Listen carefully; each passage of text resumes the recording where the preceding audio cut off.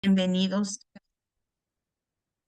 bienvenidos a la clase de hoy. Estamos con el Nuevo Testamento que empezamos la semana pasada. Va a estar muy interesante la clase y se va a quedar grabadita porque el pastor se encarga de eso. Y para que la vean los que están faltando este día, que igual los bendecimos de igual manera. Y le voy a pedir a mi hermana Diosmari si por favor nos ayuda a orar y ponernos en las manos de nuestro Señor Jesucristo. Amén, amén, amén, amén. Buenas noches. Buenas Bueno, noches. colocamos este tiempo en las manos del Dios Todopoderoso. Mi amado Padre Celestial, nos colocamos en tus manos, Padre, para que sea tu Espíritu Santo, mi Dios amado, guiándonos en todo tiempo y en todo momento.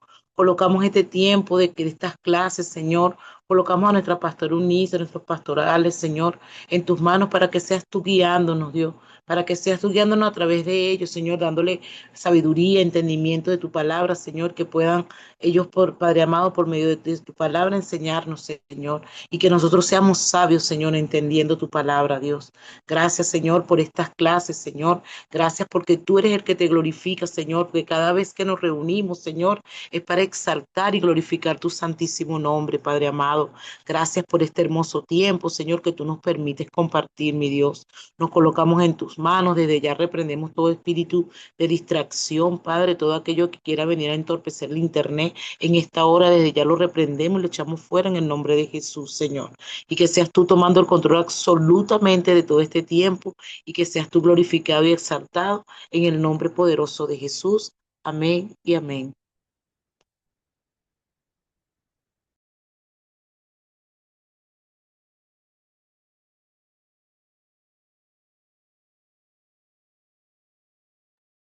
Pastora, no se escucha. Ya acabé la clase, no, no se crea. No, no se crea. Pastora, pero sí escucharon la oración, ¿no? Sí, sí, la escuché. Amén, amén, porque no se escuchaba su voz. Sí, gracias, hermana, gracias por orar. Sí, es que estoy teniendo problemas con la internet, pero solo en mi celular. Y en esa clase, ahorita están en otra clase de vía WhatsApp. Y me gusta que cuando estoy dando la clase, como quiera tener prendida esa clase, la da otra maestra, pero luego se levantan preguntas, ¿sabes? Y de repente si les, no me ha tocado, ¿verdad? Yo creo que no me ha tocado aquí contestar alguna pregunta, pero de repente sí ocupa la maestra que ayude con algo, pero nada, gracias a Dios hasta ahorita, no, desde enero no ha ocupado, pero sí me gusta estar al pendiente de la clase. Bueno, nosotros vamos a comenzar ya la hermana, gracias a Dios, yo hizo la oración, yo he estado, todo el día he estado así, ah, haciendo qué hacer y esperando a mi esposo y le tocó ir al dentista ahora, pero sí estudié un ratito. La pregunta es, yo no sé si me confundí o no, pero yo tengo aquí que me quedé y luego sáquenme de mi error, ¿eh? Como apenas empezamos, déjeme ver dónde le puse una notita. A ver si estoy bien en esto, en esta página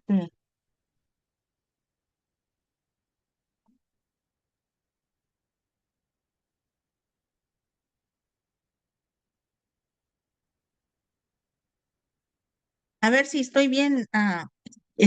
Vamos a empezar el 3 trasfondo del Nuevo Testamento, o vamos más para atrás. Una visión general, recta del calendario gregoriano. Hablamos del calendario gregoriano, sí hablamos, ¿no? O nomás lo estudié. Díganme algo. No hablamos acerca de cómo se hizo el calendario, quién lo hizo, Ahora lo que request. pasa es, bueno, yo no tengo respuesta porque yo no terminé de poder, no pude terminar de ver la clase por el internet y no terminé de verla, pero no sé en qué, dónde quedaron. A ver, a ver si estoy bien. A lo mejor yo nada más estudié y no vamos tan adelantados. Déjeme ver.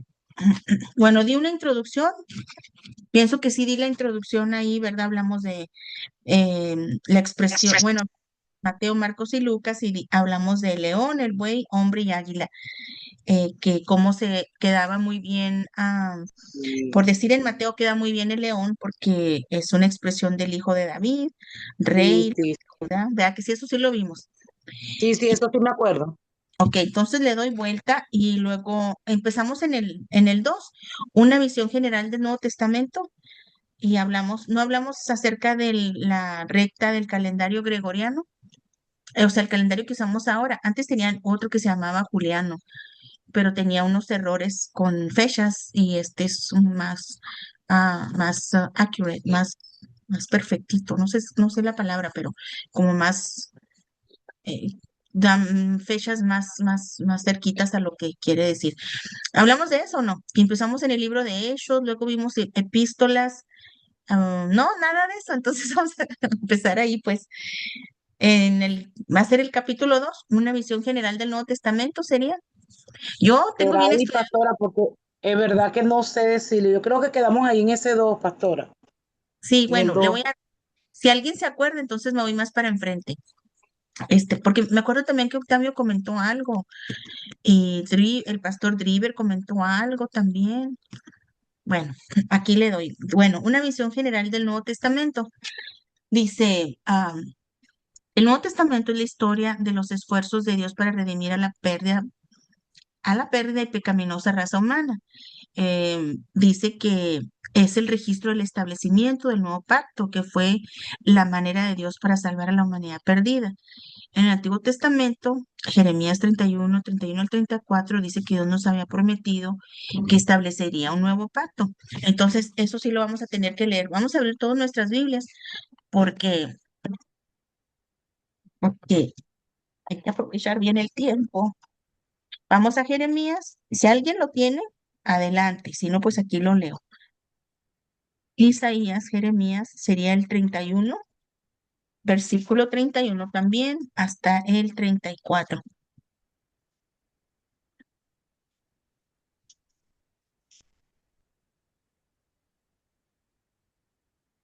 Tengo una vecina, una americana, que fue maestra de mis tres hijos en el kinder y así. Se llama Miss Juárez, pero ella es americana, yo creo que se casó con un mexicano y vive aquí a dos casitas a un lado, pero ella nunca se le termina la sonrisa, ella siempre está así. Así sonriente.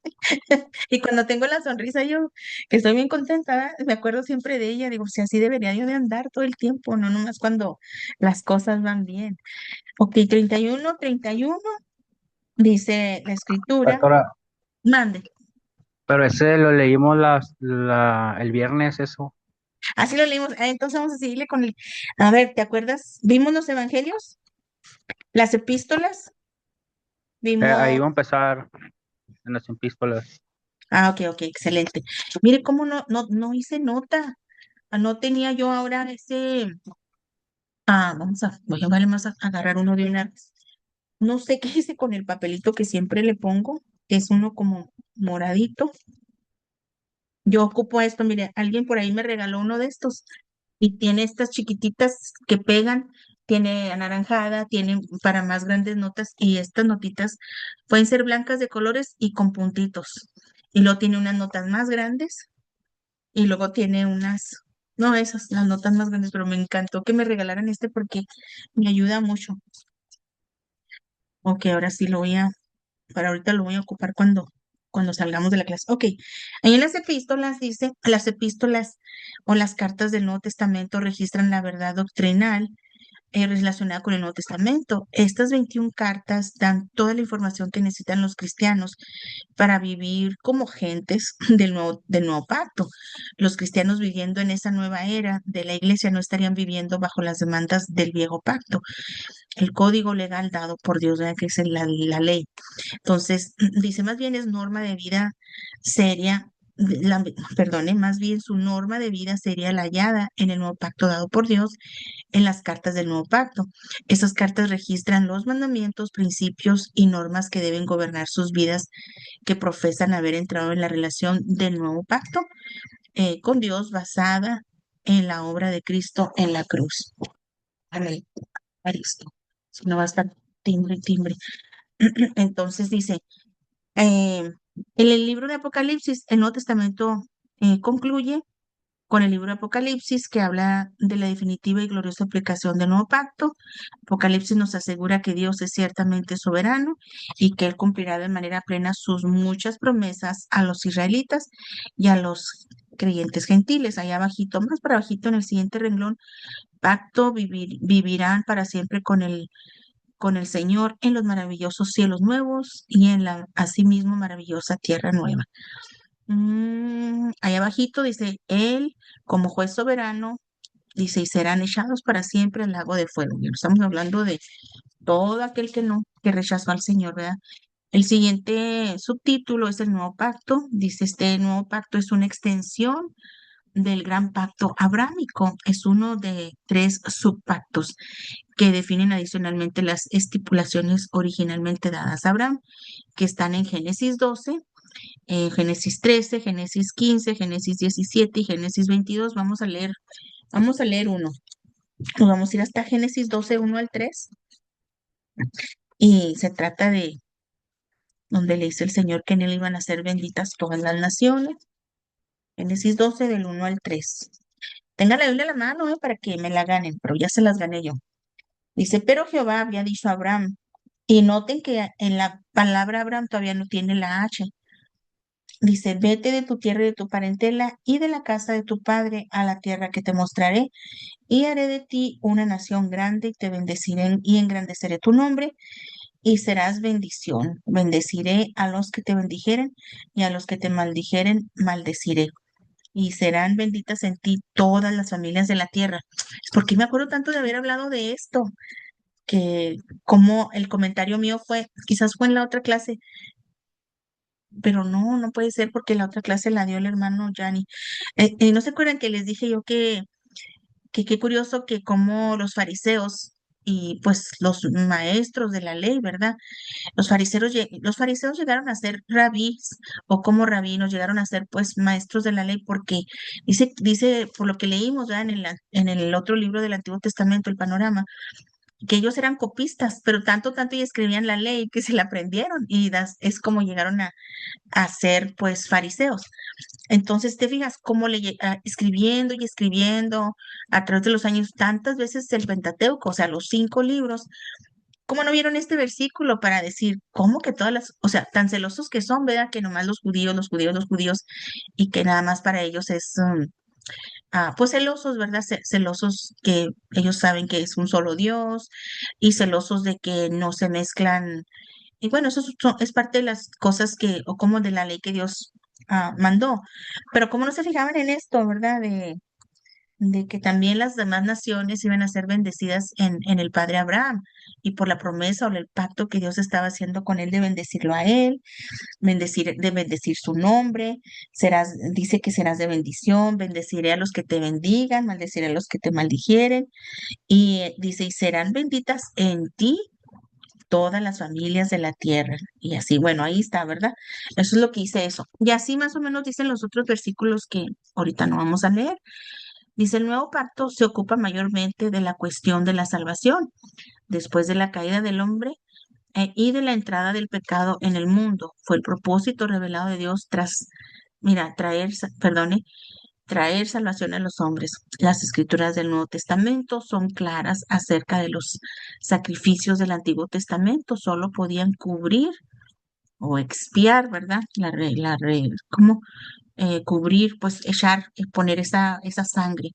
Ahí dice el pecado, pero nunca podían quitarlo. Hebreos 9 11 al 15 y 24 28. Leamos uno aunque sea. Vámonos hasta Hebreos. Hoy, casi toda la vuelta. Hebreos, el capítulo sería Hebreos 9 del 11 al 15. Dice, del 11, ese es el 10, el 11. Pero estando ya presente Cristo, sumo sacerdote de los bienes venideros, por el más amplio y más perfecto tabernáculo, no hecho de manos, es decir, no de esta creación, y no por sangre de machos cabríos ni de becerros, sino por su propia sangre, entró una vez para siempre en el lugar santísimo, habiendo obtenido eterna redención. Hasta el 15. porque si la sangre de los toros y de los machos cabrios y las cenizas de la becerra rociadas a los inmundos santificaban para la purificación de la carne, cuánto más la sangre de Cristo, el cual mediante el Espíritu eterno se ofreció a sí mismo sin mancha a Dios, limpiará vuestras conciencias de obras muertas para que sirváis al Dios vivo. Y el último dice, así que por eso es mediador de un nuevo pacto para que interviniendo muerte para la remisión de las transgresiones que había bajo el primer pacto, los llamados reciban la promesa de la herencia eterna. Qué bonito. Entonces, en el primer pacto, no, es como en el primer pacto, eh, todo es tipo, es sombra y figura, ¿verdad? Todo el libro de Levíticos, muchos les da flojera de leer lo mismo y lo mismo y lo mismo. Y se fija cómo los fariseos no reconocieron. O sea, ven a Cristo en la cruz, no reconocieron que era el Cordero, era un Cordero que no dijo nada, él no repeló nada, no se quejó, nada, nada. Al contrario, dijo, perdónales, perdónalos, no saben lo que hacen, ¿verdad? Y, y, em, y fue en un madero, o sea, ese fue el holocausto, ese fue el sacrificio, pues. Bueno.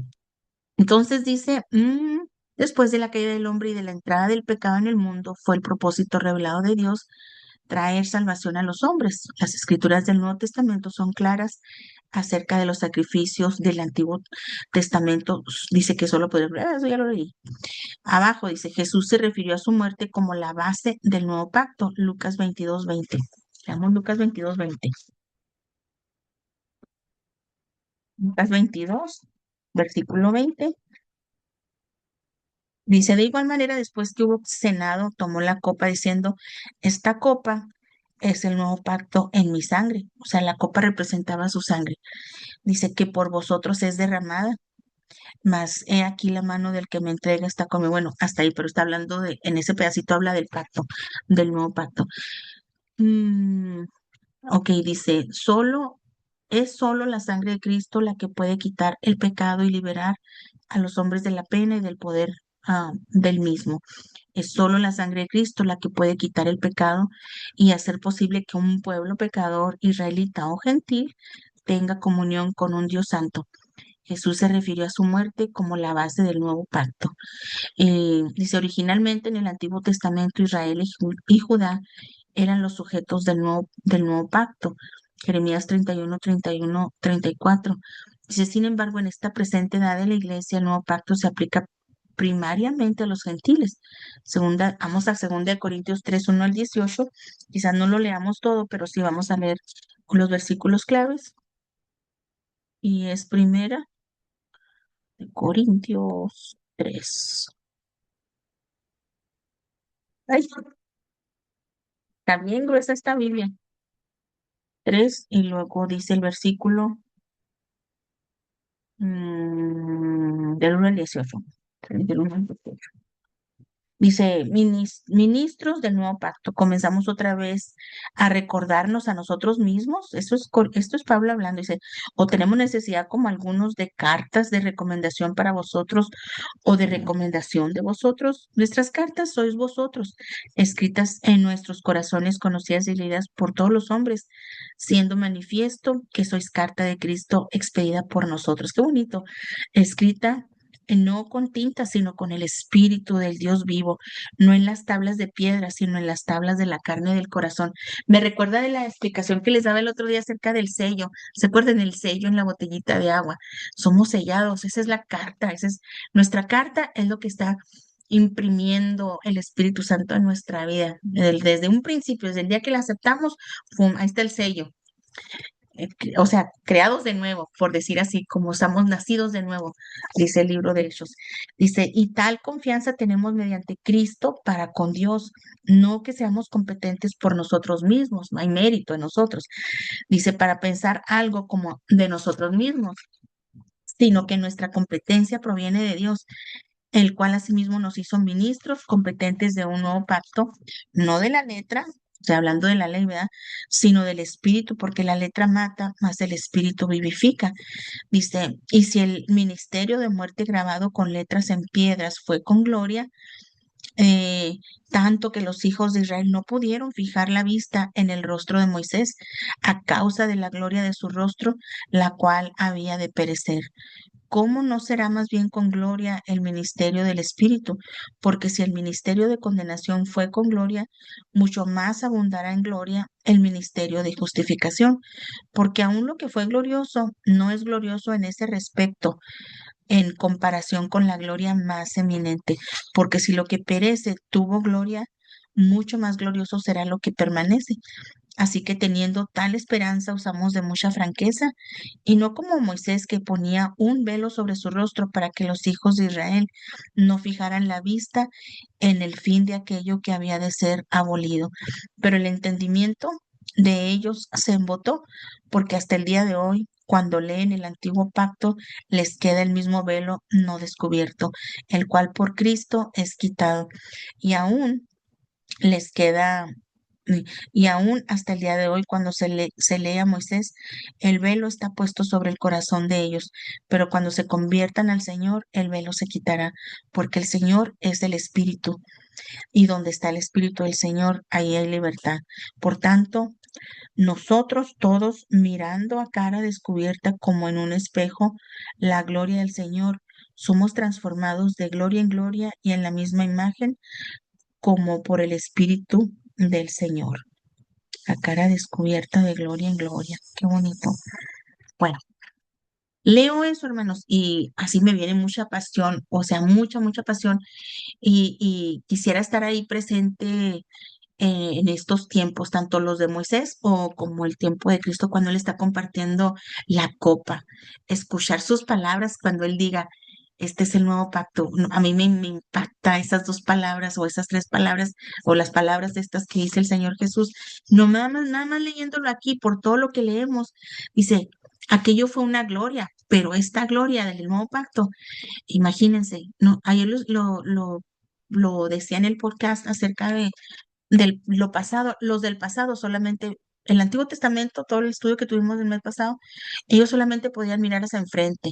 Lo de ellos todo fue tipo y figura o sombra y figura, un tipo, el tabernáculo,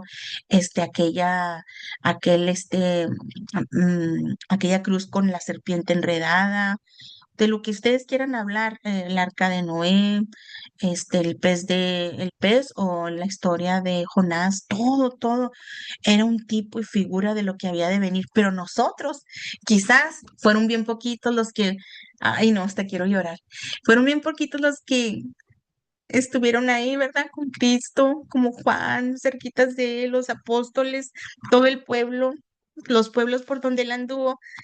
Y pero nuestra gloria, quizás no estuvimos ahí presente, pero sí podemos ver al pasado. Vivimos nosotros este presente con esta gloria muy palpable a través del Espíritu Santo y de su palabra que nos santifica cada día. Pero imagínense qué tan palpable y tan preciosa esa gloria de haber tenido a Jesucristo. Si ahorita Él llegara a mi casa, o sea, así palpablemente, ¿verdad? Porque Él está aquí, está en este lugar, yo lo siento, vivimos en su presencia, pero nosotros, la gloria de nosotros es que Él está presente, Él está en nuestro espíritu, Él está dentro de nosotros. Y en aquellos tiempos era pues como por encimita, ¿verdad? Así, o sea, pues nada más ahí. Así, así nomás, no, no que no esté Dios en todo lugar, sino que la presencia era esporádica o en muy pocos, así como decía Elías y Eliseo, vive Jehová Dios en cuya presencia estoy. Y nosotros ahora podemos disfrutar de ese velo rompido, ¿verdad? De ese velo roto para poder entrar a esa presencia en cualquier momento que nosotros queramos entrar o vivir en presencia de Dios. O sea, que nuestra vida continuamente ya no dando una pauta, sino viviendo en la pauta, viviendo así. Ay, me parece tan, tan maravillosa la escritura y cómo, aunque esto es una escuela, todavía en la enseñanza podemos nosotros adquirir esta sabiduría, pero no nada más lo que estamos adquiriendo, es también estamos viviendo en el espíritu. El estar dando la clase tanto para ustedes como para mí es un honor y es un honor palpable sentir su Espíritu Santo cuando aprendemos también. Es un placer. Yo le digo al Señor, gracias, Señor, porque es esto lo que me mantiene también muy, muy en íntima con Cristo, ¿verdad? Muy en intimación, muy como somos uno solo, pues así, por decir así, ¿verdad? La novia es una sola con el novio. Y yo le agradezco mucho a Dios por esta honra, esta oportunidad que nos da. Dice, bueno, vamos a darle la vuelta. Tenemos una gráfica ahí, promesas hechas, promesas cumplidas. Tenemos el tiempo año uno, ¿verdad? Y del año uno hacia atrás vemos a Esdras, Nehemías, el exilio, los reyes, o sea, dentro de la monarquía, la teocracia, formación de Israel. Y hacia el otro lado tenemos la iglesia y el reino, que sería está quizás podemos decir, si puedo decir, que están algunas de las dispensaciones. Por decir ahorita donde dice la iglesia, pues es el tiempo de la gracia. Y el reino también, ¿por qué no? Si estamos viviendo el reino de Jesucristo y el Nuevo Testamento, Antiguo Testamento. Bueno, no sé si la puedan ver. Si no la tienen en su PDF, pues la puedo poner la foto ahí. Y ahora sí entramos aquí al capítulo 3 trasfondo del Nuevo Testamento. Aquí, una vez que ya, pues ya leímos Zacarías, leímos Malaquías, ya leímos todo eso. Y entramos a un periodo, no lo podemos ver porque no hay nada escrito, pero de Malaquías, el último libro antes de Mateo, entramos a un periodo que comúnmente le dicen los 400 años de silencio. No que hubo un silencio, o sea, la historia siguió, la gente siguió comiendo, la gente siguió haciendo sus vidas, pero no se habla de ningún profeta escribiendo algo como escribió en toda la historia, ¿verdad? La historia de la escritura, o sea, la historia de la vida del pueblo de los judíos. Pero en estos 400 años, pues pasaron muchas cosas y eso es en lo que vamos a entrar ahorita. Dice, al abrir estas páginas del Nuevo Testamento, pronto se hace evidente que han cambiado muchas cosas desde el cierre del Antiguo Testamento. Dice, sería un error suponer que el mundo en que vivieron Jesús y los apóstoles era el mismo en el que vivieron Esdras y Nehemías y Malaquías. Y sí, nosotros mismos podemos, a lo mejor no, que no tengamos mucha escuela acerca de teología y todo esto, pero sí notamos una diferencia. Dice, bueno, ¿qué pasó aquí? ¿Verdad? El Antiguo Testamento tiene un carácter, tiene una cultura, estas costumbres. Y todavía cuando entramos al Nuevo Testamento, pero ya, o sea, se fijan, el idioma en el que está hablando, Jesucristo estaba hablando en griego. En algunas ocasiones él habló el hebreo, como el hebreo, si esto viene en el hebreo.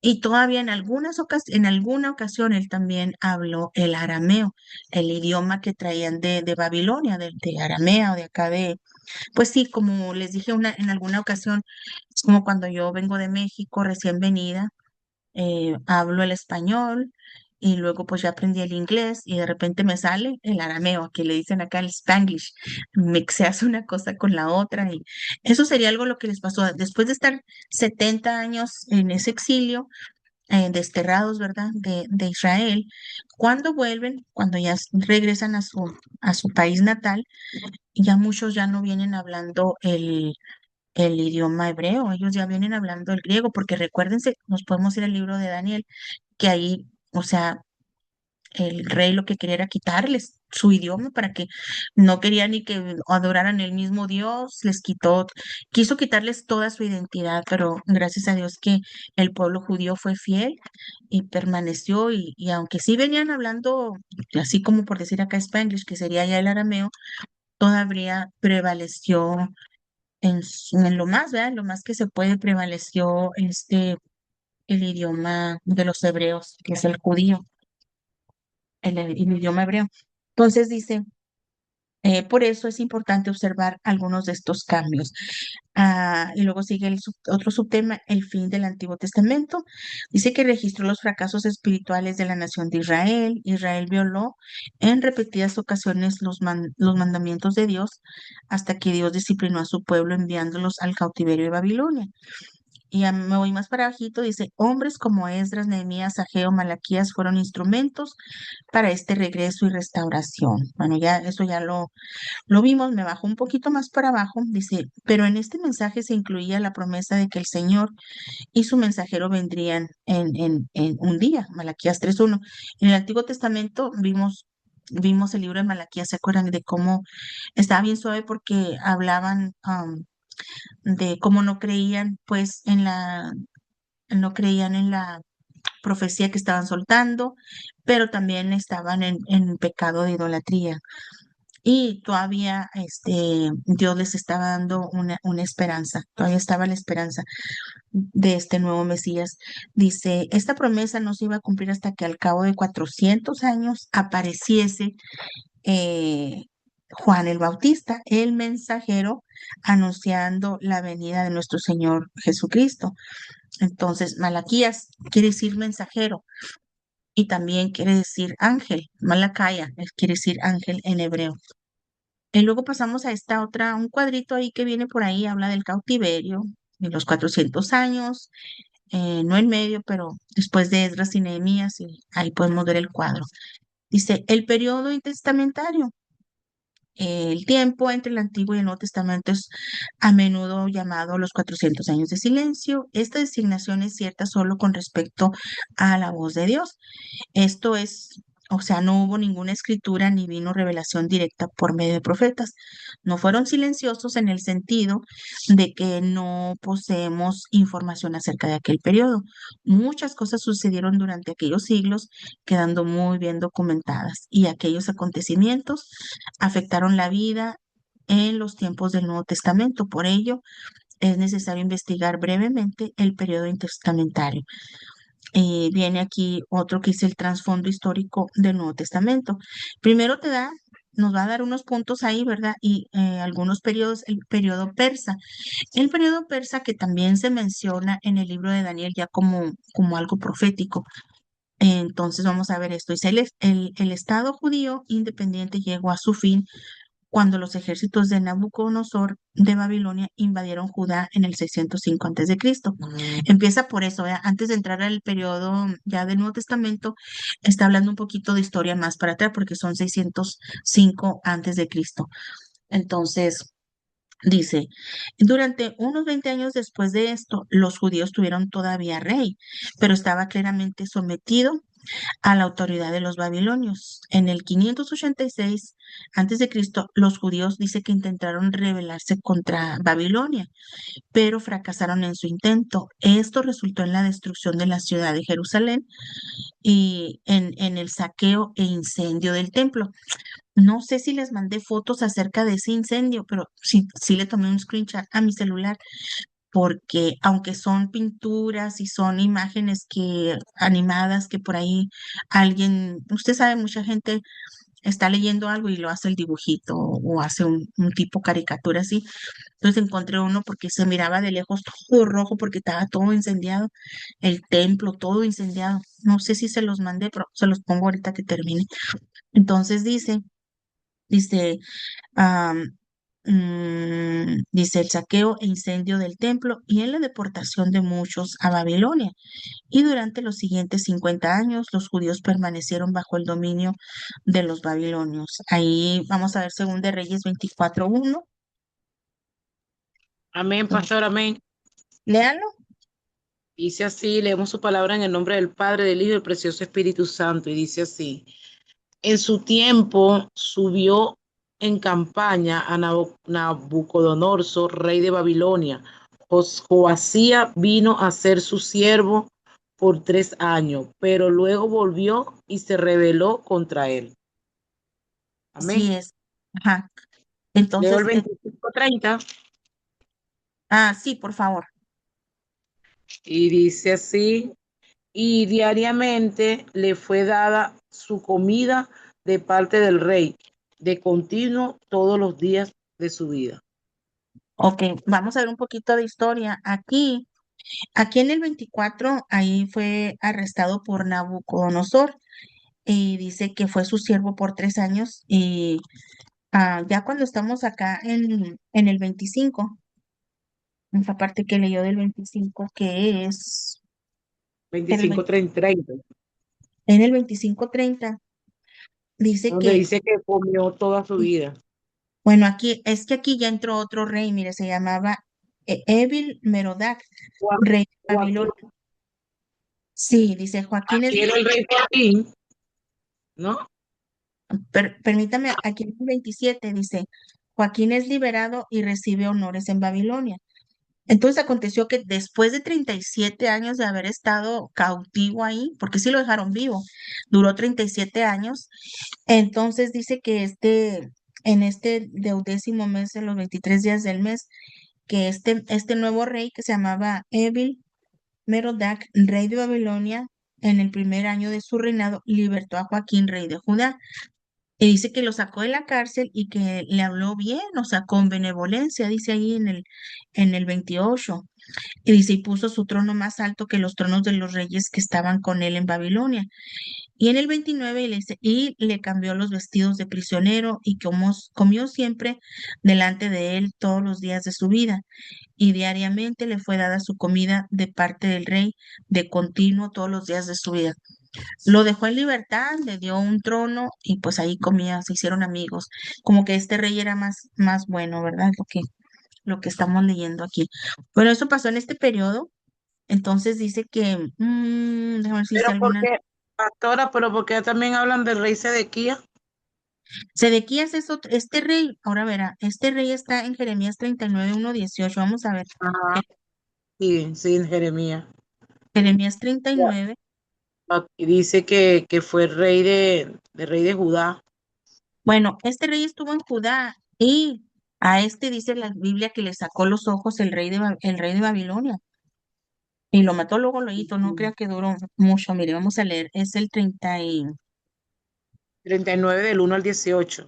Sí, se los voy a reducir un poquito. La caída en este episodio de Jeremías 39, que ya es para lo último de lo que está escribiendo Jeremías, está en este tiempo, está, pues déjeme ver, el 39, 18, Aquí donde dice en el 6 que dice y degolló al rey de Babilonia a los y hijos los de hijos de Sedequías. Sedequías en presencia de o sea, que lo degolló. Uy, santo. Sí, entonces dice que Le sacó los ojos al rey de Sedequías sí, le en sacó el los ojos 7. y así se lo llevó prisionero. Dice que le puso esos grillos para llevarle a Babilonia. Aquí leí algo, yo aquí hice mi notita, dice la calle de Jerusalén. Dice que hizo lo malo desde los 18 años este rey, dice, y comenzó a los 8 años de reinar y se los llevó cautivos a Nabucodonosor. Duró, hasta que, déjeme leerle aquí porque en el otro que leímos era Joacim y este es Sedequías. Y yo hice una nota que está, bueno, vamos a leerle aquí. Por Del eso uno. fue que le dije, me extrañó eso. Sí, es lo que estoy viendo yo también, pero déjeme ver si me saca aquí de las dudas. Sedequías, hijo del rey Josías, fue el último rey de Judá. Gobernó por 11 años desde el 500. Ahora déjeme ver el otro. ¿Qué era el otro? Era Segunda de Reyes 20. Bueno, empezó desde el 24, uno lo que leímos. 24 y 25, segunda de Reyes. Ok. Bueno, El otro era Joacía, sí, Joacim. Mm, Joacín. a ver si me da luz esta Biblia. En el 24 dice, Babilonia se convirtió en la nueva potencia mundial después de haber vencido a Siria, derrotado en Egipto a la batalla de Carquemis. En el 605, después de derrotar a Egipto, los babilonios caldeos invadieron a Judá y la pusieron bajo su control. Esta fue la primera de 3 invasiones durante los próximos 20 años. Las otras dos ocurrieron, ya, ok, es que hubo 3 invasiones en un lapso de 20 años. Entonces, en estos 20 años se llevaron un rey, luego se levantó otro y se llevaron también ese rey. El primero Allí, era Joacim y el segundo era Sedequías. Ok. Y luego dice, no sé si tengo otra cosa.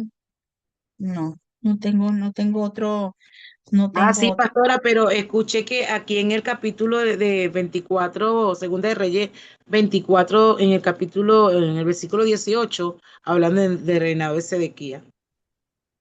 Allá en el 18 dice, en año Segunda de Reyes. cuando comenzó a reinar y reinó en Jerusalén. Déjeme ver si tengo más luz acerca de eso. No.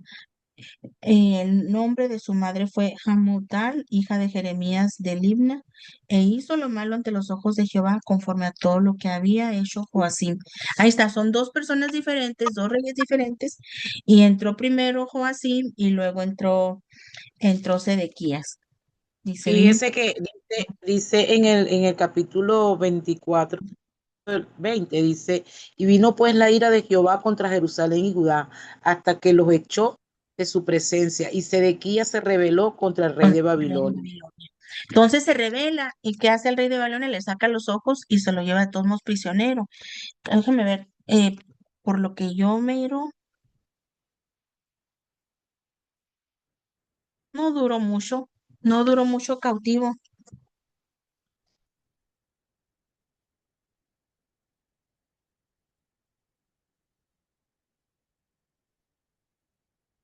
Bueno, lo voy a tener que buscar con buscar con poquita más paciencia. Ok, vamos a seguirle aquí. Caída de Jerusalén, hizo lo malo a los 18 años y comenzó a los 8 años de reinar, se los llevó cautivos Nabucodonosor, tenía 8 años este Sedequías. Sí, es que esta nota la agarré de aquí y duró 37 años cautivo hasta que no, pero ahí estábamos hablando de Joacim. Eso es bueno, acá en el 39 dice, en el noveno año de Sedequías, rey de Judá, en el mes décimo, vino Nabucodonosor, rey de Babilonia, con todo su ejército, es lo que estamos leyendo ahorita, ¿verdad? Dice, y viéndolos, ahí en el 39, 4 de Jeremías, viéndolos Sedequías, rey de Judá, todos los hombres de guerra huyeron, salieron de noche de la ciudad, camino por el huerto del rey, me paso para bajito. Le sentenció y lo degolló el rey de Babilonia a los hijos de Sedequías en presencia de éste en Ribla, haciendo asimismo degollar el rey de Babilonia a todos los nobles de Judá. Y sacó los ojos del rey Sedequías y le aprisionó con grillos para llevarle a Babilonia. Los caldeos pusieron a fuego la casa del rey y las casas del pueblo, derribaron los muros de Jerusalén y el resto del pueblo que había quedado en la ciudad y a los que le habían adherido a él, con todo el resto del pueblo que había quedado. Nabuzaradán, capitán de la guardia, los transportó a Babilonia, pero Nabuzaradán, capitán de la guardia, hizo quedar en tierra de Judá a los pobres del pueblo y no tenía nada y les dio viñas y heredades. No, déjeme ver si me da aquí luz de cuándo muere. Y también lo puedo buscar acá, si me estoy tardando. ¿Dónde y cuándo muere Sedequías? ¿Dónde y cuándo muere el rey Sedequías en la Biblia? Ok, vamos a ver. ChatGPT, no, no se crea, es Google. Ay, la internet, hombre. Que me voy a poner en mi data personal. Quitar esta. 5G. Ok, dice que el rey, dice, ahí está, mire, el rey Sedequías murió cautivo en Babilonia en la casa de custodia o prisión, años después de la caída de Jerusalén, en el año 587 o 586 antes de Cristo, en 13 años.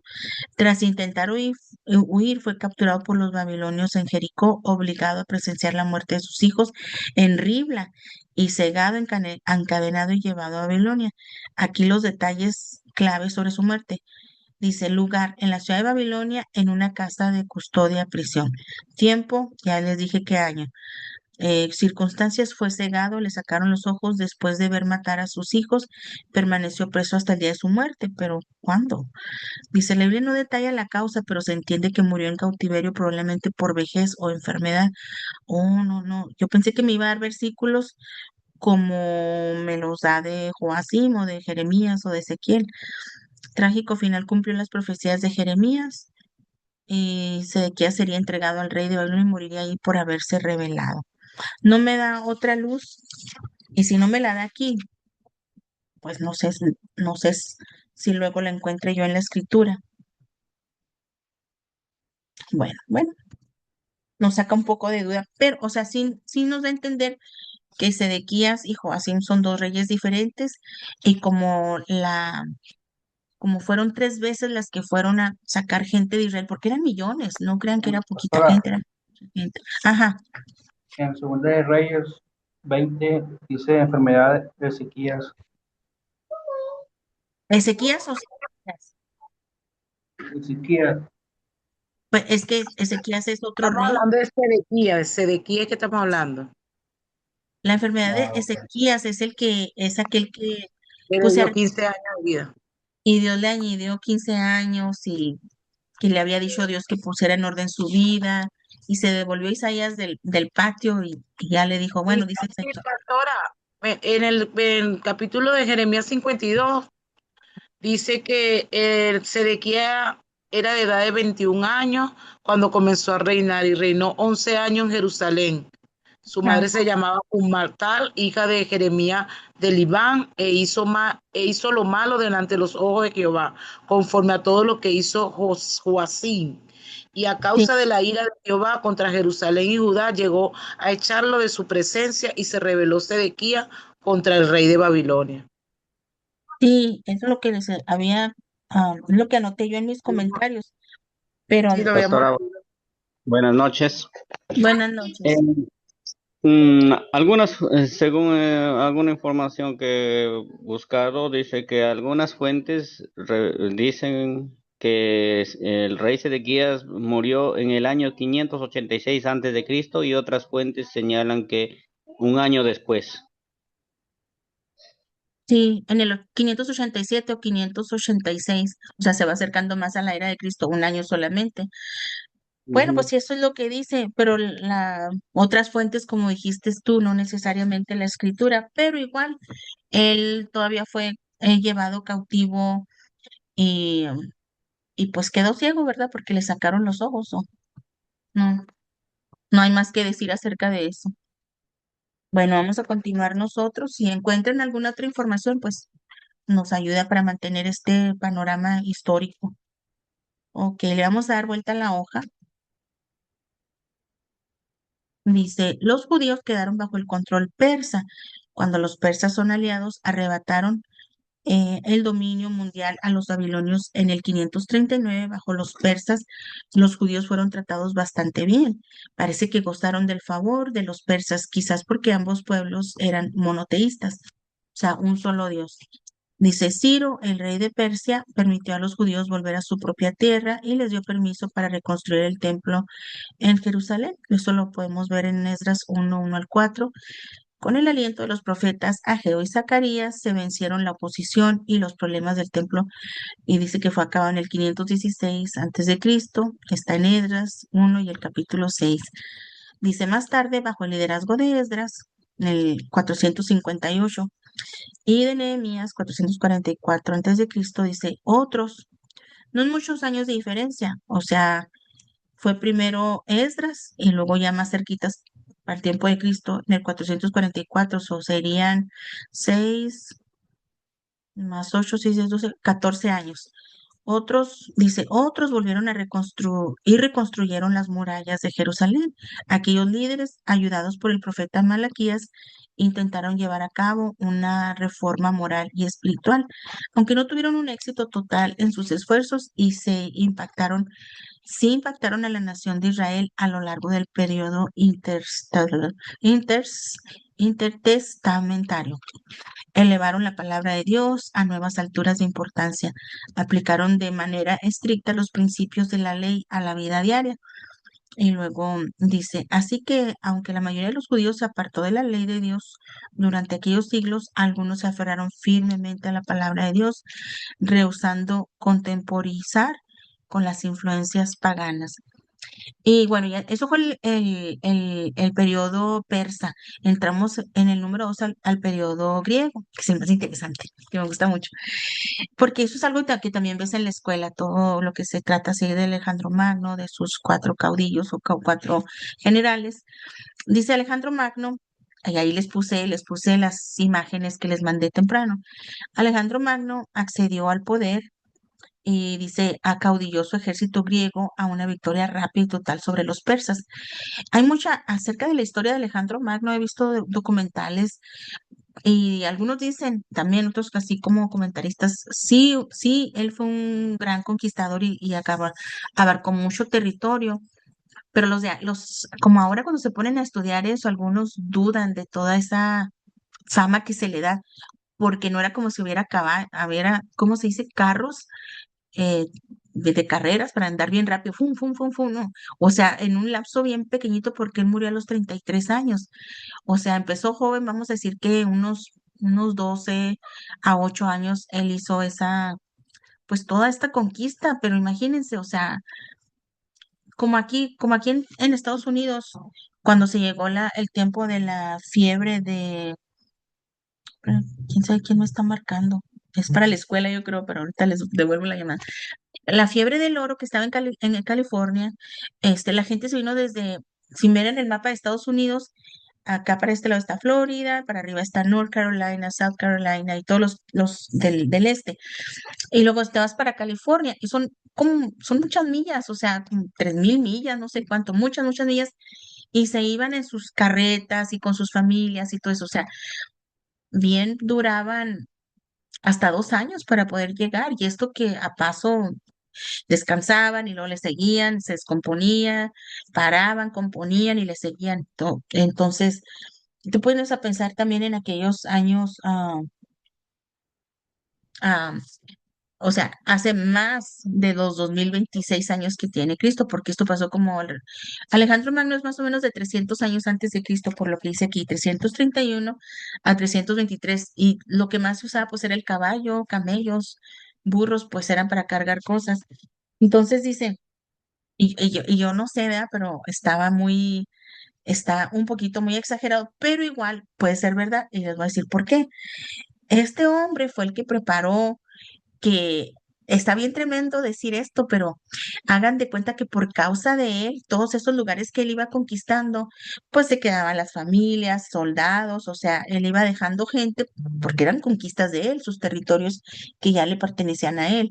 Entonces se quedaba gente y como dice más adelantito, ya iban helenizando, ¿verdad? Iban dejando el idioma, ya enseñando más. De hecho, tienen su capital conquistaron también Egipto y se queda esta capital que dura como capital, se llama Alejandría, y dura como 1,000 años hasta que llega este otro, es un general, ¿verdad? Que no me acuerdo, ahorita les digo cómo se llama, por aquí lo tengo apuntado, y ahora el nombre de esa Alejandría se llama El Cairo.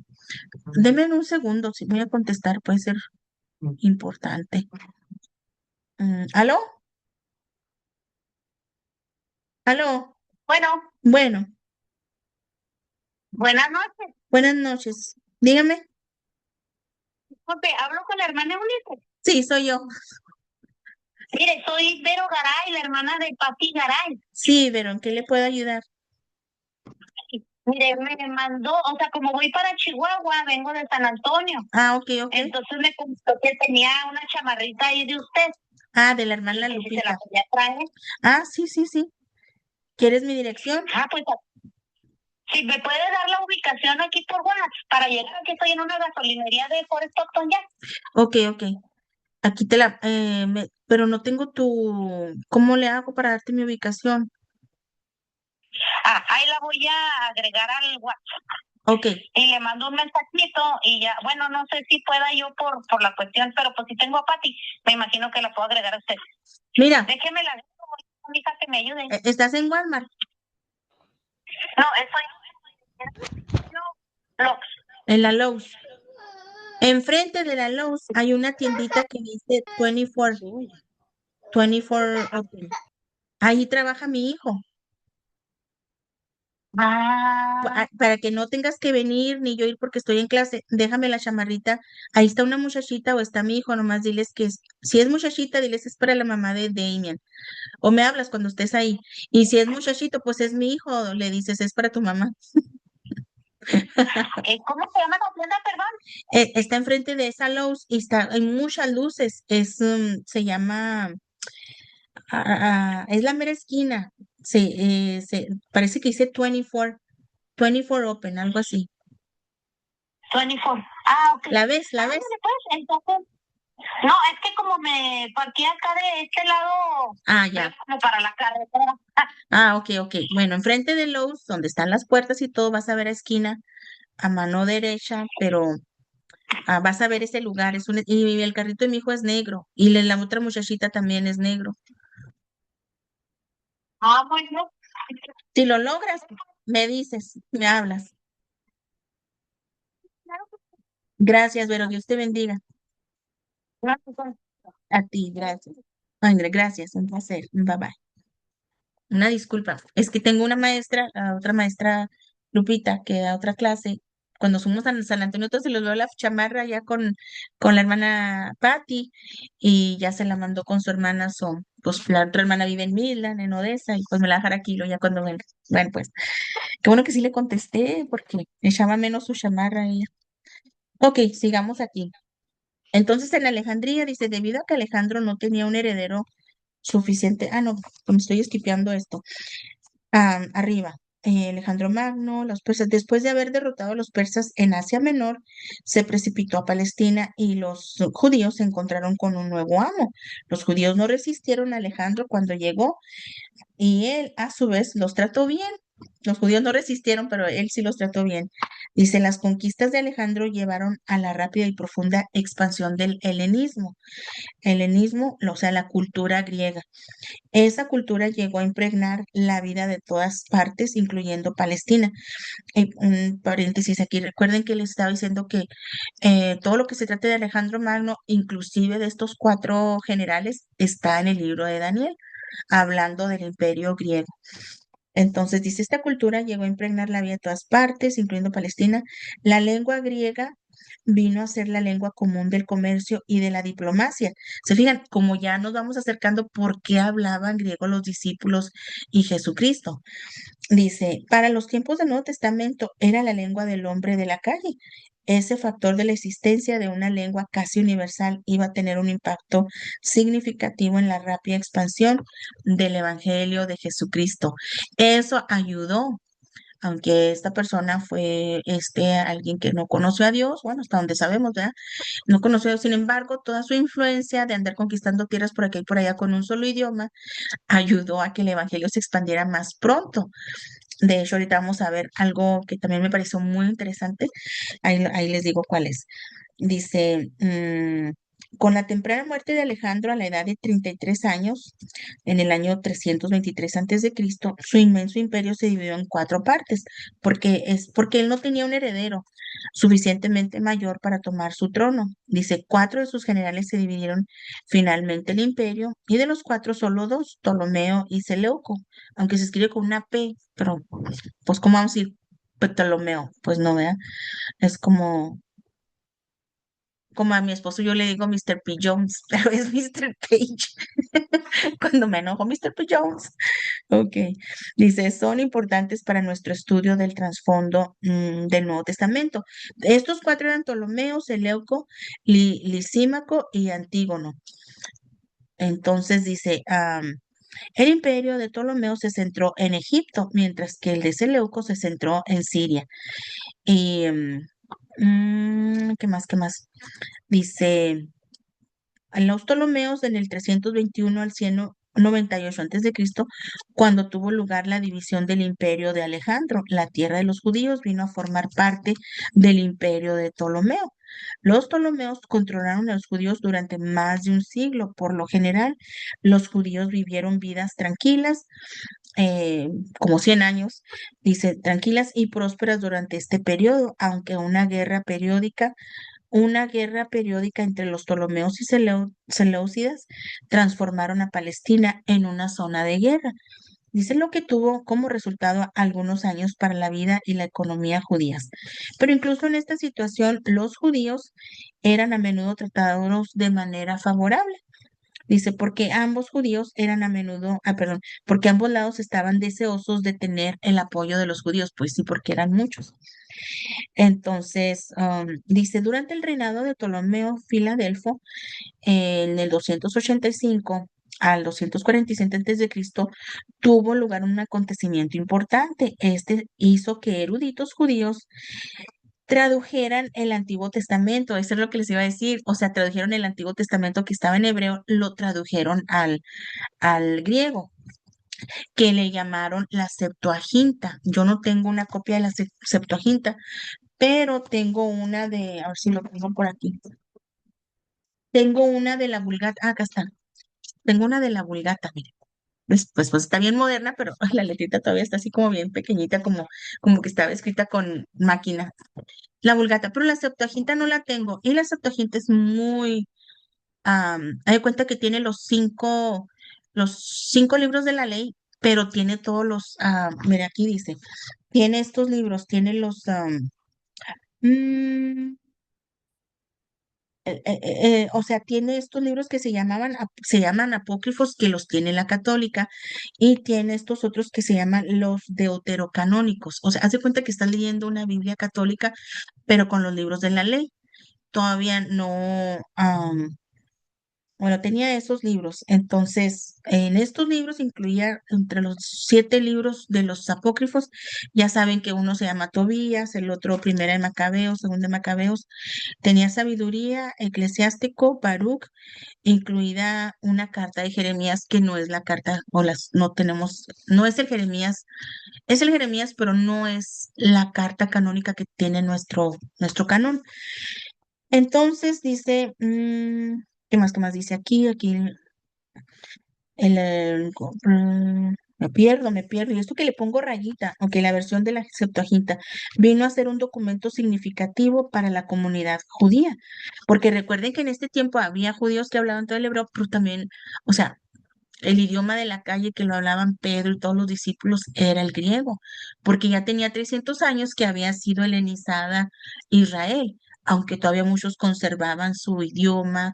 Jesucristo todavía o sea, él lo sabía, pues sí entendía, él cuando dijo por decir talita cumi, otras palabritas. Son pocos los versículos en los que se habla el hebreo, y pues de repente también vamos a ver ahí el arameo. No tengo ahorita las citas que vienen, pero se las pueden buscar en Google y se los va a dar. Entonces dice, y posteriormente vino a ser la Biblia de la iglesia primitiva. Y luego, a ver si tengo otro punto que apunté aquí.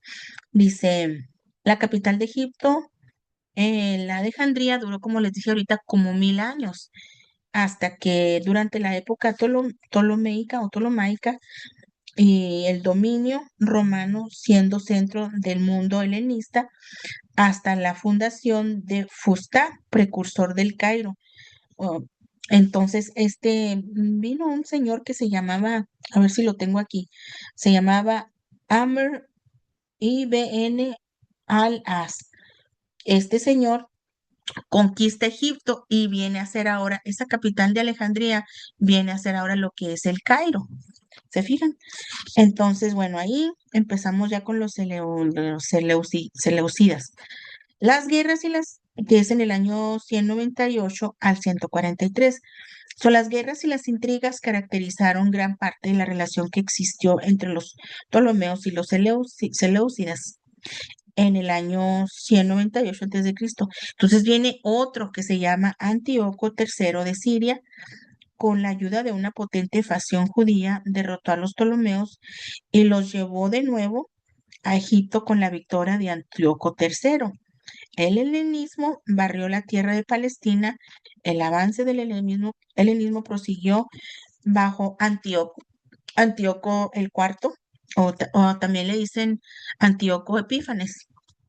Antíoco IV no solo promovió el helenismo entre los judíos, sino que también atacó a la religión y las culturas judías.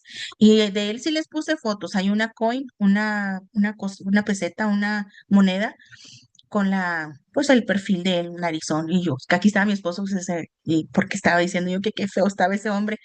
Pero este hombre era un malvado. Saben que hay una versión, hay un versículo por ahí en la escritura, ya en el Nuevo Testamento, no sé si está en las cartas de Pablo, de Pedro o en el Apocalipsis, que habla de una abominación que se hizo en el templo. Él fue el que la hizo.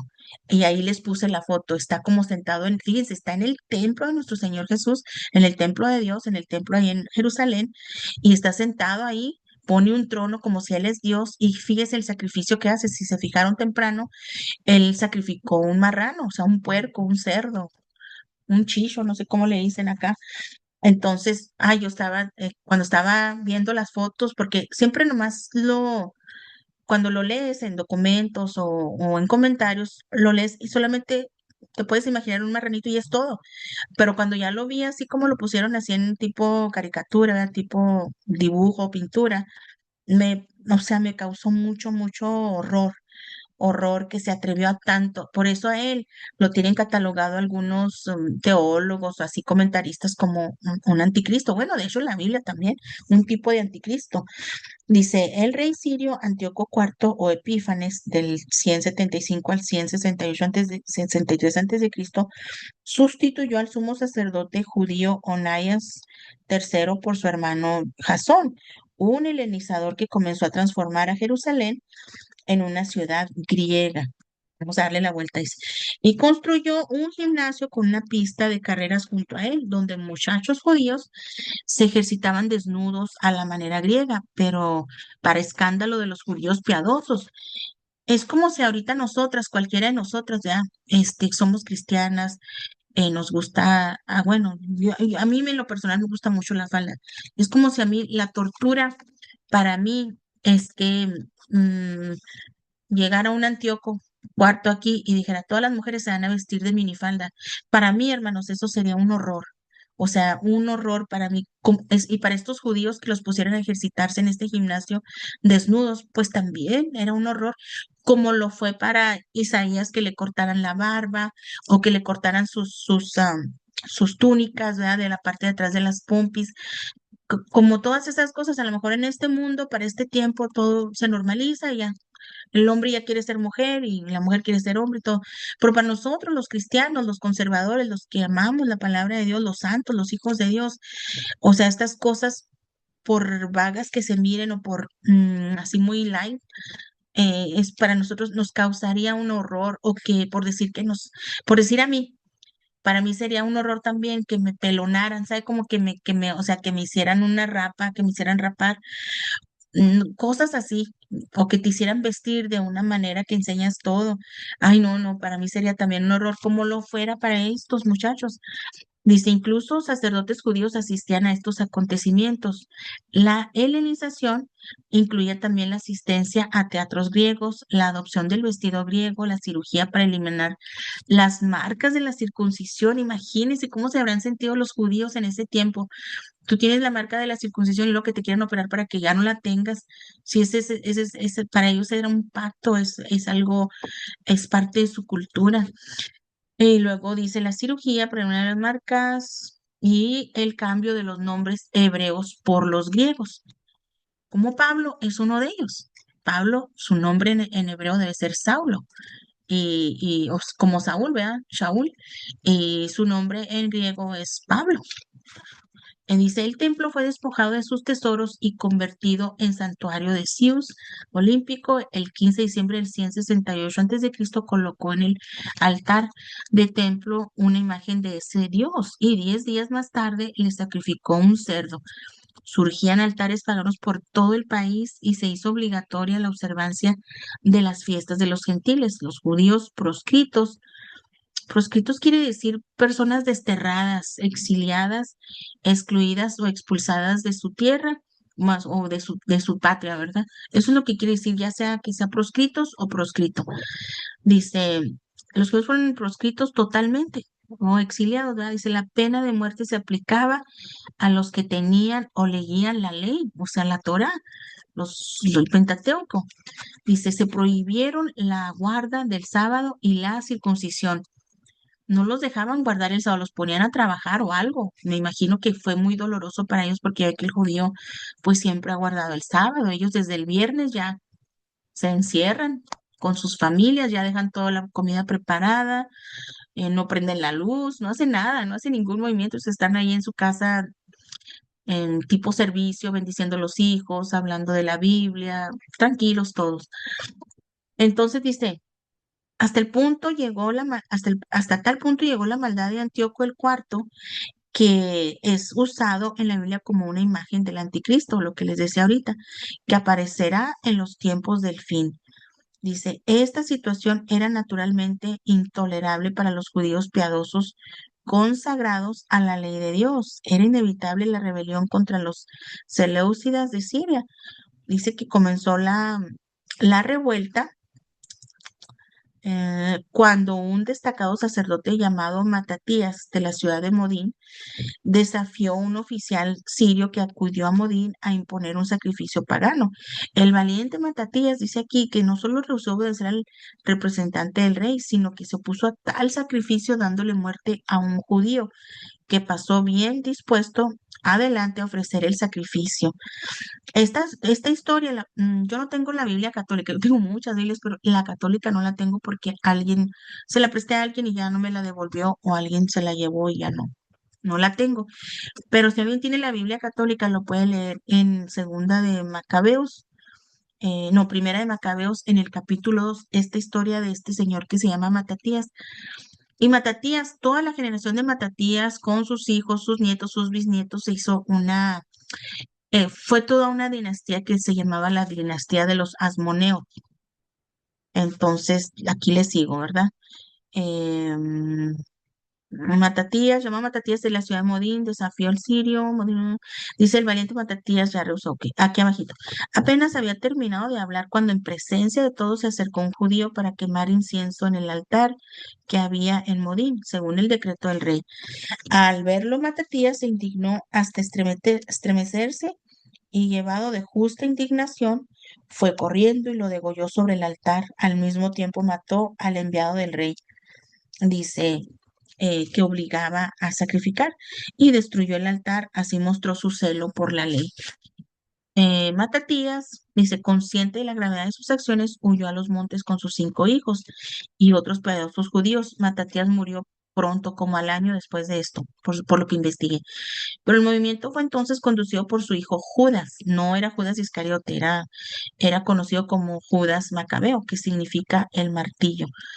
Los rebeldes consiguieron grandes éxitos bajo el caudillaje de Judas. Inicialmente los judíos emprendieron una guerra de guerrillas, haciendo casi imposible para los ejércitos de Antíoco el IV someterlos. Estas victorias fueron logradas por Judas con fuerzas enormemente inferiores debido a su estrategia y a su entusiasmo religioso. Tras años después de Antíoco el IV hubiese profanado el templo en Jerusalén, Judas, el hijo de Matatías, y sus fuerzas derrotaron totalmente a los sirios y pudieron reconquistar a Jerusalén y purificar y volver a dedicar el templo. Esto queda sentado en diciembre del 165 antes de Cristo. Finalmente, en el 143, casi alrededor de 22 años más o menos, se logra la paz con los sirios y los judíos quedaron independizados de ellos.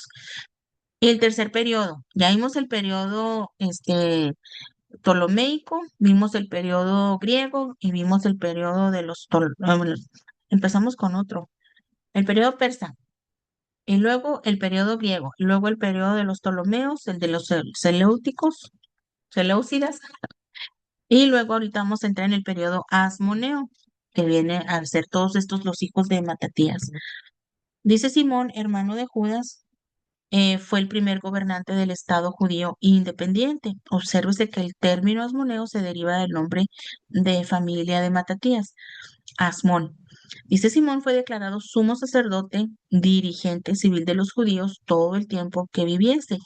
Esta acción trajo un nuevo poder al oficio del sumo sacerdote, por cuanto en él se encarnaba tanto la autoridad religiosa como la civil. O sea que el sacerdote también era político, ¿se fijan? Ah, ¿qué más? ¿Qué más? ¿Qué más? Aquí abajito se negoció un tratado con Roma confirmado en el 139 antes de Cristo que reconocía la independencia del Estado judío, recomendándolo a la amistad de los súbditos y aliados de Roma. Había buena relación, dice él. De hecho, había buena relación cuando ya Jesucristo, ¿se acuerdan? Este, ponían ahí su parte los fariseos que lo trajeron para que lo arrestaran, o sea, lo mandan a arrestar por la venta, ¿verdad? Que hizo Judas. Y no, pues que crucifíquenlo, crucifíquenlo, y ahí sale Pilato, o sea, había buena relación, no era como un pleitazo ahí. Entonces dice, las condiciones económicas mejoraron, se administró justicia sin trabas, la vida religiosa judía volvió a resurgir. Desafortunadamente, mucha parte del periodo de los asmoneos se caracterizó por luchas y peleas por el poder. Había varias facciones le doy vuelta, dentro del Estado judío que tenían perspectivas muy distintas y la tendencia a la división estaba continuamente presente. Ahí dice, Simón y dos de sus hijos fueron asesinados, pero otro hijo que se llamaba Juan Hircano. Entonces recordemos, era Matatías y luego tuvo a Simón y a Judas, entre otros hijos. Y Simón tuvo a Juan Hircano, que llegó a ser el gobernante político religioso. Juan Hircano hizo mucho para promover el poder y la posición del nuevo Estado judío. Hizo muchas cosas buenas, pero también hizo cosas malas. Chéquense, vean. Era un líder militar capaz y reconquistó territorios que habían pertenecido a los judíos del pasado. Consiguió derrotar a los sirios, samaritanos e idumeos. En muchas maneras, aquellos fueron grandes días para los judíos. Pero no todo lo que hacía Juan Hircano era bien considerado por el pueblo, y las diferencias llevaron a luchas más adelante a una guerra civil. Por ejemplo, Juan Hircano hizo alianza con Roma. Aquella alianza fue considerada por los separatistas como el emergente partido de los fariseos, como un acomodo de su fe y de sus convicciones religiosas. Además, este Juan Hircano forzó la conversión de los idumeos al judaísmo, lo que fue considerado como una continuación de la especial relación del pacto de los judíos con Dios. Además, muchos de los judíos rehusaron aceptar las pretensiones sacerdotales de los asmoneos, sabiendo que no eran descendientes de Aarón. También es probable que Juan Hircano quisiera ser considerado como un rey. A pesar de que no era de la línea de David, estas cuestiones no desaparecieron con la muerte de Juan Hircano en el año 106 a.C. Dice que las luchas intestinas llegaron a formar parte de la vida del nuevo Estado judío hasta que llegaron a su punto culminante, ya cerquitas, cerquitas de que naciera Cristo. En el 63 a.C., aquel año intervino el ejército de Roma en una guerra civil que estaba siendo librada entre dos miembros de la dinastía Asmonea.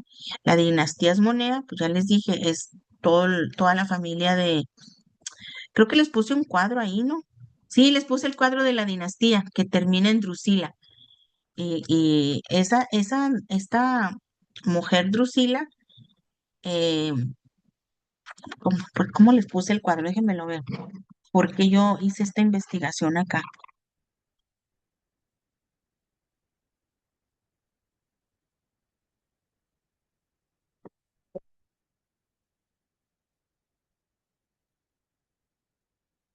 Un momentito.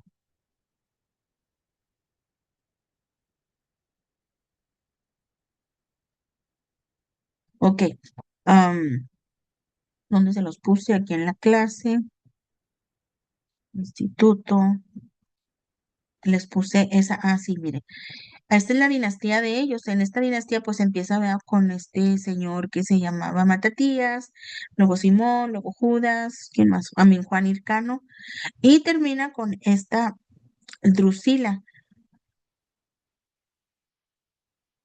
Pero ¿por qué agarré esta información? Yo hice mi notita aquí. Sí, pastora, usted puso ahí que puso que la dinastía de Amonea y Herodiana. O sea, ahí Sí, está hablando de los amoneos que eran de la descendencia de los Matatita, Matatía. donde sale Simón, Judá Macabeo, Jonatán. Y lo estuve investigando también en la Biblia, de Herodes, hablan de Herodes Calcis, de Herodes Agripa, en Lucas y en Mateo. Y déjenme les digo por qué. Entonces, porque ahí van a encontrar ustedes que de esta descendencia de los dinastías Monea sale por ahí ya los Herodes, Herodes del Grande, Herodes Tetrarca, Herodes Agripa, y entre ellos sale también que uno de estos, el Herodes el Grande o Tetrarca, es el que, el, o sea, la mujer de él no era mujer de él, era mujer de su hermano que se llamaba Felipe. A ver, aquí le puse la notita. Dice, era hijastra de Herodes. No van a encontrar eso ahí, el nombre de ella, pero según José Flavio, uno de los escritores de alrededor de esos años, los 100 años, alrededor de esos 100 años después de Cristo, escribe esto en la historia, ¿verdad? Yo tengo un libro de él, no tengo más libros más que tengo de uno, pero es muy confiable. Herodía, Herodía no era la hija de la hija de la esposa de Herodes, Herodía, ¿no? Herodías es la mamá de la que va a ser Salomé, la del Le mandó a cumpleaños. quitar la cabeza, le mandó a Sí, quitar la cabeza a Juan, esa. Entonces, decapitó a Juan. entonces, mire aquí, a ver si le entiendo.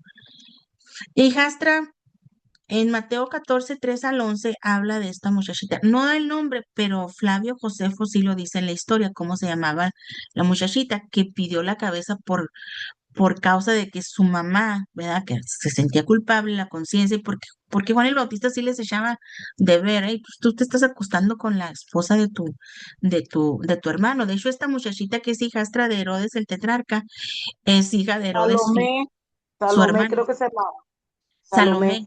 Sí, bueno, es historia, nomás que lo quise incluir ahí porque me fui adentrando a ver quiénes eran estos y qué era lo que se enseñaba, y qué era lo que se enseñaba. Espérame. Sí, Salomé se llamaba la hija de Herodías, la que le bailó al rey Herodes.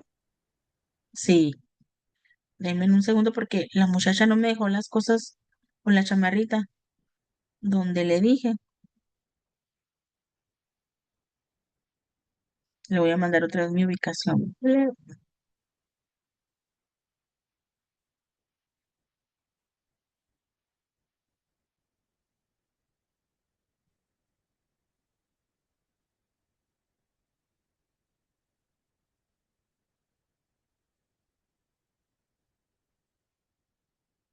Ok, a ver si. No me lo dejó donde le dije, ahí enfrente, ahí está mi hijo todavía trabajando.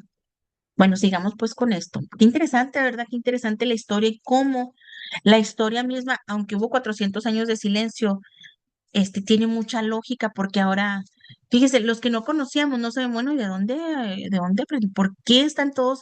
¿Por qué nuestro Nuevo Testamento, el original, estaba en griego? Como una vez me dijo mi mamá, es que ¿de dónde sacan eso? Dijo, vino un predicador y empezó a hablar cosas bien raras. Y dije, ¿qué, mami? ¿Qué les dijo? Esto hace como unos 20 años. No, que es que una chequina, ¿quién sabe quién será esa chequina? Y a mí me da mucha risa.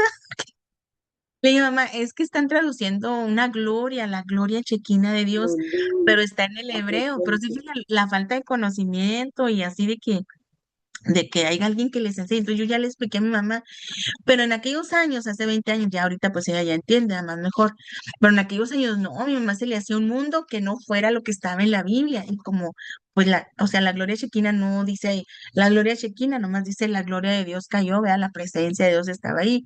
Entonces, a mi mamá se le hacía un mundo cuando le decían, este, cosas como por decir shofar. De hecho, ella y yo, las dos vimos al mismo tiempo. La primera vez que vimos un shofar, yo pensé que era brujería. Hace un chorro de años, muchos años. Llegamos a esa campaña y empezaron ahí a tocar un shofar y yo me asusté mucho. Pero fíjese, la falta del conocimiento, se fija, o sea, no, pues, ¿qué es esto? Dije yo. Y nada, pues ya me dijo mi hermana, no, es una trompeta, pero está hecha de un cuerno de un animal. o de una cabra, así de esas que están enredadas. Y bueno, ya investigué bien y ok, pero la falta de conocimiento te lleva a pensar o a decir cosas que no están bien. Entonces, vamos a seguirle aquí. No me ha contestado la muchacha. Dice, bueno, Simón y sus hijos fueron asesinados y hablamos de eso, más para bajito. Considerado rey, bueno, entramos al periodo romano, que es ya donde ya entramos al Nuevo Testamento. El gobierno de Roma comenzó con la intervención romana en la guerra civil judía en el 63 a.C. Dice, en aquel tiempo Roma estableció a Juan Hircano el segundo, no el que ya se murió, como rey, pero quedó sujeto a Roma. Quedó claro que el poder verdadero residía en Roma.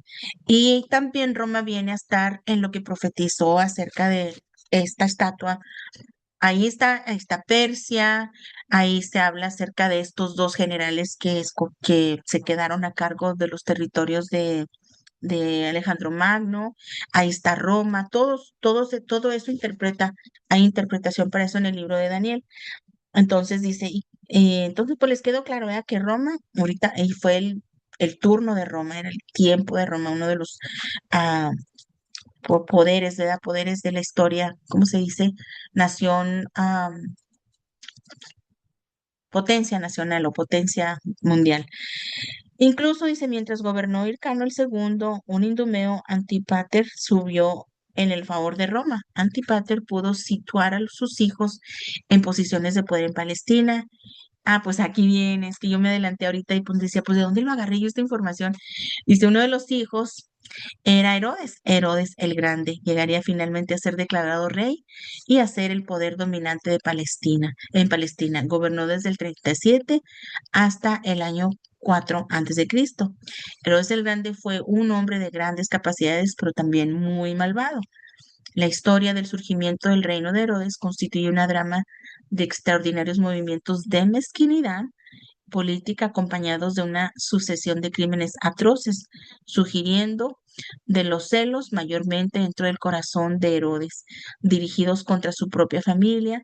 Con una extraordinaria habilidad se ganó, conservó el favor de los sucesivos emperadores romanos, sacrificando a todos los escrúpulos para conseguirlo. Su reinado fue una sucesión de crímenes monstruosos hasta su muerte. En esta gráfica que nos da aquí viene a ser, bueno, tenemos Herodes el Grande y luego Herodes Antipas, que es el tetrarca, que viene a ser el con el que estaba con la mujer de su hermano.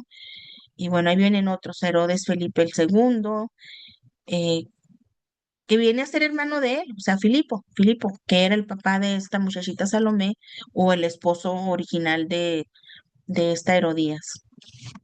Bueno, vamos a darle la vuelta. Ya me lo acabamos. 38. Dice, la vida del gobierno de Herodes el Grande nos lleva a los días del Nuevo Testamento, por cuanto uno de sus últimos crímenes monstruosos, el asesinato de niños pequeños de Belén, queda registrado en el Evangelio de Mateo. La familia de Herodes siguió desempeñando un importante papel en los días de Cristo y de la iglesia primitiva. A continuación se da una tabla dando la relación de los miembros de la familia de Herodes que aparecen en el Nuevo Testamento. En este trasfondo religioso del Nuevo Testamento, así como hay muchos grandes sistemas religiosos e ideas en la sociedad moderna, así sucedía en los días del Imperio Romano. Dice Cristo, los apóstoles y la iglesia primitiva confrontaron una amplia gama de religiones y filosofías. Y fíjese, y en estos tiempos, fíjese, como ya ahorita pues tenemos mucha tecnología, mucho celular, muchas redes sociales y bueno, la gente todo el día está en el celular, todo el día y para todo. Y el celular es un dispositivo, te da los mapas, te contesta preguntas, es diccionario, es reloj, te da cómo está la temperatura, todo tipo de información. El celular, casi que lo veo yo también como un anticristo porque lo traes en la mano y lo traes ahí en la frente. Entonces, pero en estos años, para estos años, vean el trasfondo del Nuevo Testamento y muchos años para atrás también, es donde como no había mucho que hacer, pues se surgieron muchos disque filósofos, muchos pensadores. Pablo se topó con estas gentes también y gente que vivió antes de Cristo, ¿verdad? Como Sócrates y todos estos filósofos pues que dejaron algo ahí, pero que no nos salva ni nos edifica nada sus filosofías. Entonces, permítame un segundito. Sí, Verónica. Oye, que estoy en una entrada como de terracería. Sí, y estás en la esquina de la casa. Permítanme, ¿eh? Porque no me quiera, una casa se quiere poquito afuera. Ah, sí, soy yo. Esa es mi casa. Ahí salgo. Ah,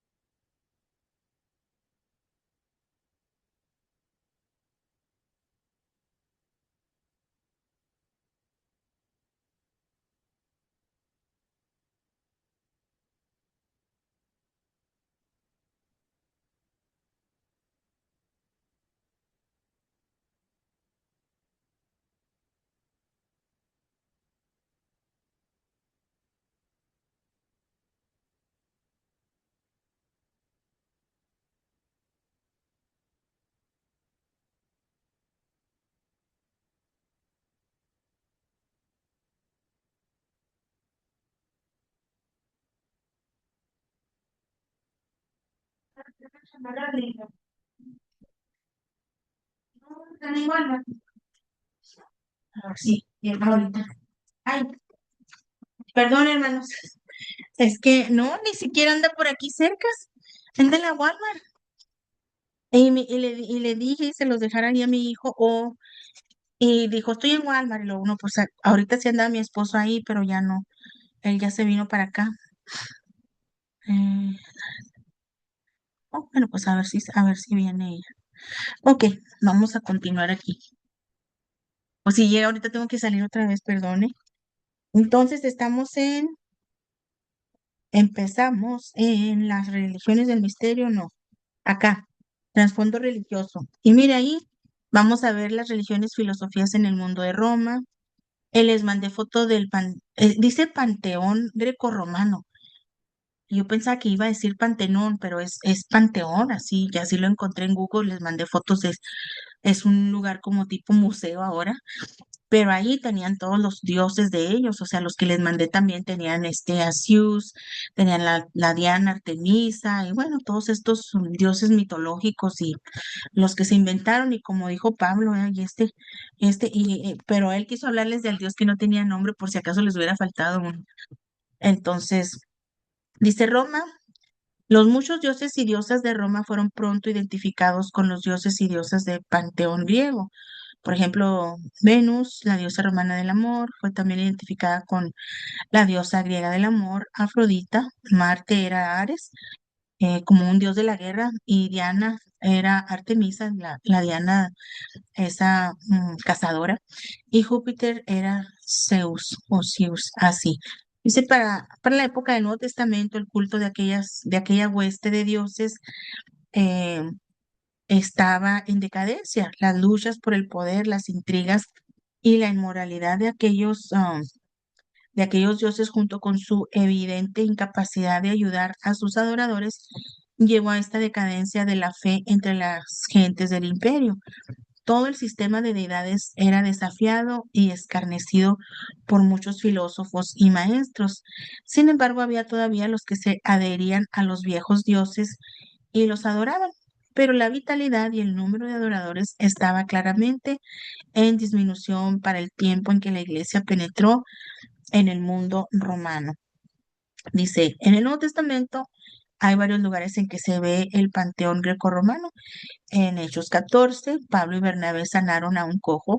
Fueron inmediatamente identificados por los sacerdotes locales como los dioses Hermes y Mercurio y Zeus, Júpiter. Hechos 19 registra la manifestación tumultuosa sin freno de los seguidores de la diosa Diana, Artemisa, y uno de los famosos sermones de Pablo fue pronunciado en la colina de Marte o Ares, que tenía este nombre por Dios, un dios destacado en el panteón. Ay, qué curioso. El inciso B dice el culto al emperador. Dice mucho antes que Roma surgiese como gobernante del mundo, las naciones habían exaltado a sus gobernantes al pueblo de la deidad. Dice, debido a que aquellas antiguas naciones eran politeístas, o sea, muchos dioses, am, no era un gran problema añadir uno más a un grupo de dioses existente. De modo que el culto imperial de Roma no era cosa singular. Al principio los emperadores romanos eran deificados después de su muerte por el Senado romano, pero en el siglo I después de Cristo, algunos, como Nerón, otro malvado, que reclamaron esta posición en vida, es necesario decir que los cristianos no estaban dispuestos a adorar a los emperadores, ni a los vivos, ni a los muertos. Y este rechazo a participar precipitó la persecución contra la iglesia, y eso fue. Entonces dice, para los romanos no se trataba de una cuestión meramente religiosa, sino también patriótica. La aparente falta de adhesión a Roma por parte de los cristianos atrajo las iras de Roma contra muchos de ellos. El inciso C dice, las religiones de misterio. Había en el Imperio Romano una gran variedad de religiones orientadas a la experiencia, que caen bajo el encabezamiento de religiones de misterio. Estas religiones de misterio recibieron el nombre porque prometían una unión mística, es una palabra clave ahí, con alguna deidad para los iniciados que aprendiesen los secretos de aquella religión, en comparación al culto al emperador o a la religión tradicional del panteón. Estas religiones ofrecían una fe más personal y experimental al pueblo y apelaban a las emociones más que a la voluntad o al intelecto. Se enfatizaba la experiencia de éxtasis más que a la enseñanza.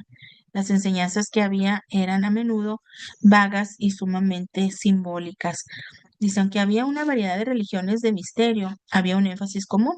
Los adherentes entraban en una unión con su Dios por medio de ritos secretos que solo conocían los miembros de la hermandad. Esta unión de la deidad garantizaba inmortalidad de los adoradores.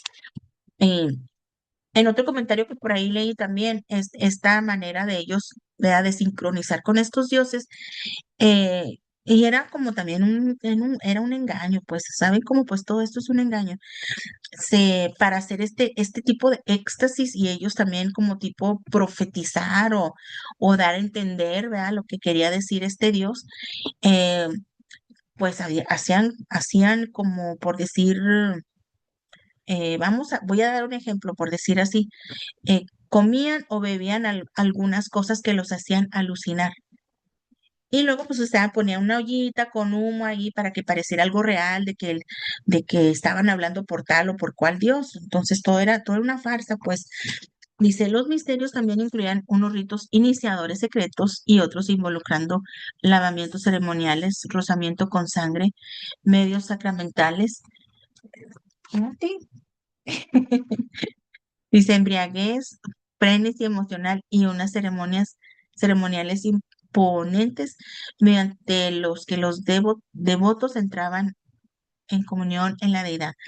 La igualdad social dentro de los misterios que habían ayudado a hacerlos atractivos. Dice, hay una discusión continua entre los eruditos del Nuevo Testamento acerca de la influencia de estas religiones de misterio en la iglesia. Aunque en el Nuevo Testamento no se hace referencia directa a las mismas, algunos creen que el apóstol Pablo puede haber empleado algo de su terminología para comunicarse de manera más eficaz con las gentes del Imperio Romano. Es probable que algunas de las enseñanzas de las religiones del misterio hayan sido tomadas del cristianismo. Dice el gnosticismo. Hago un paréntesis en esto que acabamos de leer, porque si vamos a Gálatas, ahí les digo que, donde dice Gálatas insensatos.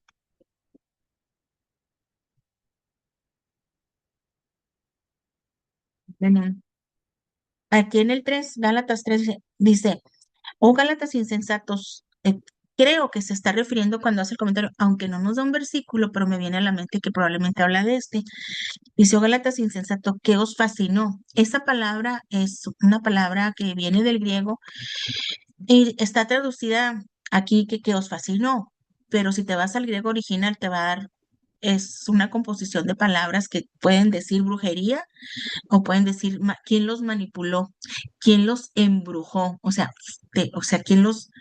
sí, aquí dice quién los fascinó para no obedecer a la verdad, a vosotros ante cuyos ojos Jesucristo fue ya presentado claramente entre vosotros.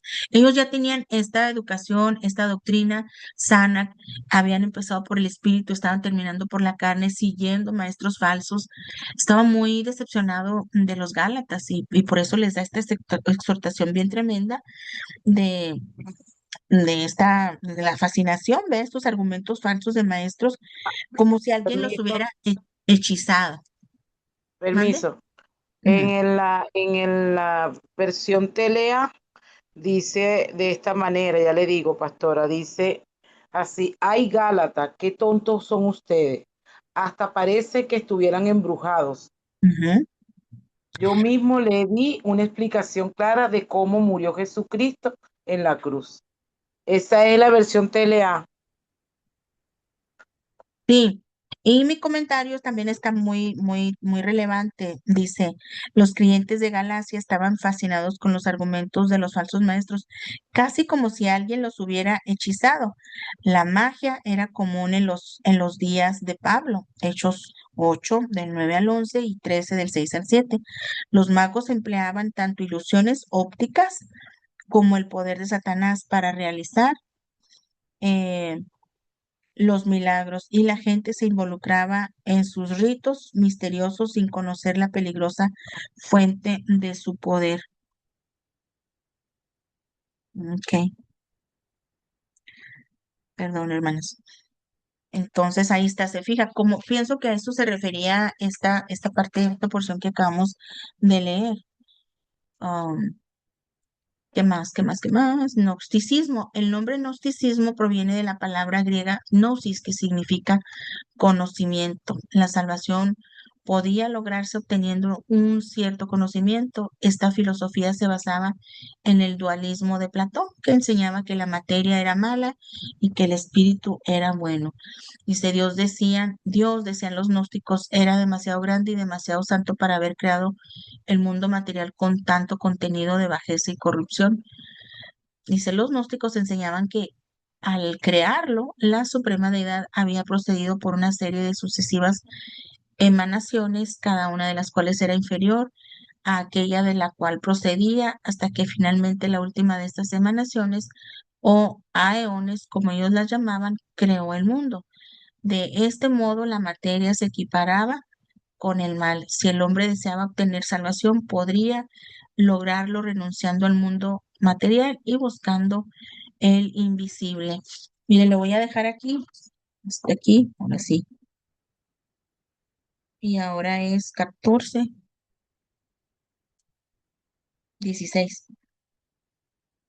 Me voy a poner de esta notita y le voy a pedir a la hermana Dios María, es que ahorita viene la muchacha esta para que le dé para darme la chamarra de la otra hermana. Aquí me la voy a poner. Mi hermana Dios Mari, si quiere por favor cerrar con oración. ¿Qué les voy a encargar de tarea? Amén. No les voy a encargar nada, nada más que lean, que lean el libro, que lean para irnos rápido el viernes que entra, porque este libro lo tengo que terminar ya para el día, se me hace que es el lunes antes del día 6, porque el día 6 ya comienzo, bueno, se puede así. Si no lo terminamos, podemos seguir en los martes, porque el viernes ya voy a ocupar este Zoom para dar la clase nueva. Ok, mi hermana, ¿quiere cerrar, por favor? Amén, amén, amén. Bueno, gracias le damos a nuestro Padre amado. Padre amado, te damos gracias por este hermoso tiempo, Señor. Gracias porque tú nos enseñas cada día, Señor.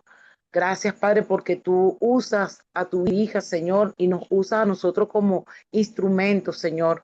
Gracias por este hermoso tiempo, Padre Santo. Gracias porque tú eres nuestro Dios, el que nos enseña, nuestro Rabí, Padre amado. Gracias porque tu Espíritu Santo está con nosotros para que podamos entender, Señor, lo que tú nos quieras decir, Padre.